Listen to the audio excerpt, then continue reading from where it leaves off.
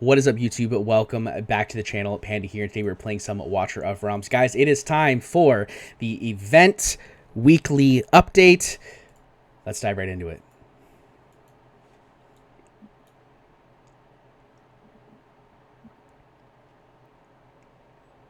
And welcome back, guys. Like I said, it's time for the event weekly update. I'm making this video a little earlier in the week than I'm typically going to be making it going forward, and that I have made it in the past. And that's because we have some really big events that are both starting very soon and that are ending very soon. And I wanted to make sure I got this video out to you guys as soon as possible so you don't miss out on some of the really good rewards. So let's start off with sort of the basics, which is the Oracle's Trials. So we just had a Mystery of Artifacts event end. We have an Arrival of Heroes that's ending in roughly 1 day from the time of recording this video, which will probably be roughly the same by the time we get into the actual posting of the video. So make sure you go in here and do whatever you're going to do to get your rewards there. We also have a Gear Raid 1 event that just started. So come in here at least to get your 3750 points for your free rewards in Gear Raid 1.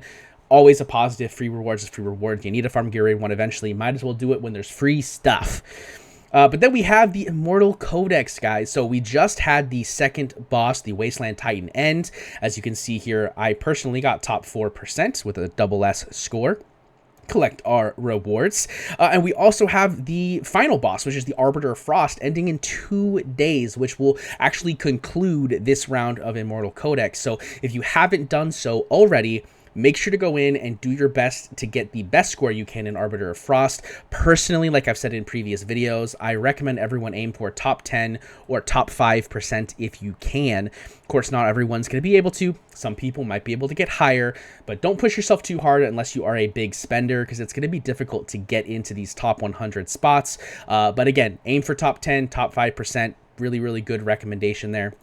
You can get some good rewards. This also means that our redeem shop is going to be going away, which means you want to make sure that whenever you collect this last bit of your Arbiter of Frost, you come into your redeem shop and buy whatever it is you're going to buy. Personally, I'm going for diamonds and stamina. I have no real need for gold or these boosts or 5-star food.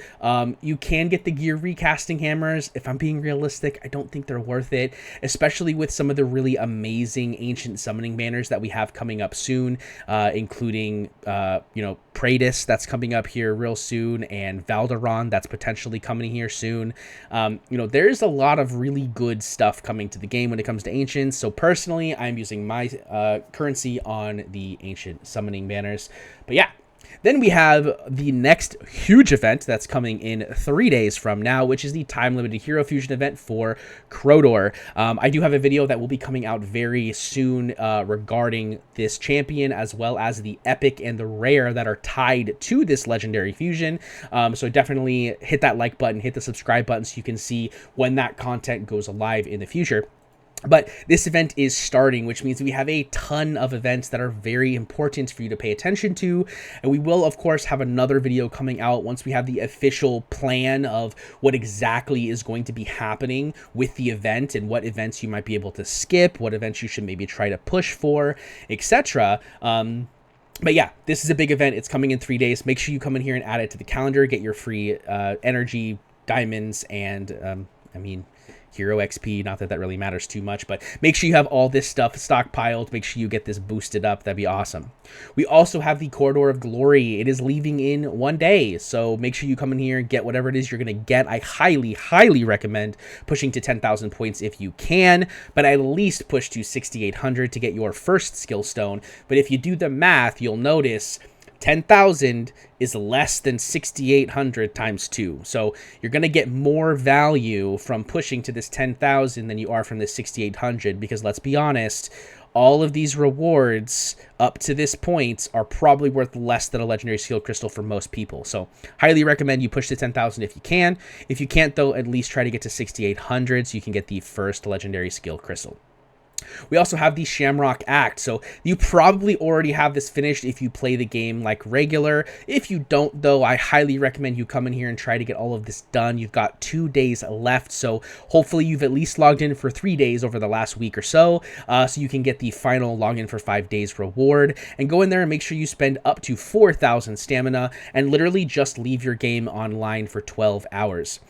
You also have the guild boss rewards 5 times. A little trick here here is if you for some reason haven't been logging in and you've been missing out on this stuff, if you go and do multiple bosses, you will claim guild boss rewards multiple times. So if you currently one chest Nightmare 3, you're not able to do Nightmare 4, maybe you should do Nightmare 3 and Nightmare 2, and you'll be able to get 2 chests to go towards this event claim system, right?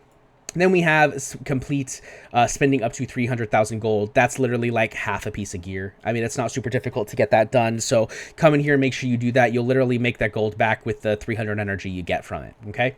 And then, of course, like I said, we have a ton of events coming up. We have this banner, which we will have a event video coming out in regards to this banner and the new hero Trusk.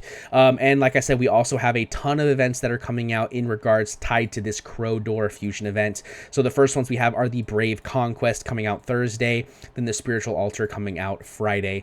We also have a Tales of the Smith event that's coming out on Wednesday. I don't believe it is tied to the Crowdor fusion. And we have a Treasure Hunt celebration as well, which is just a daily play the game and you kind of get some good stuff.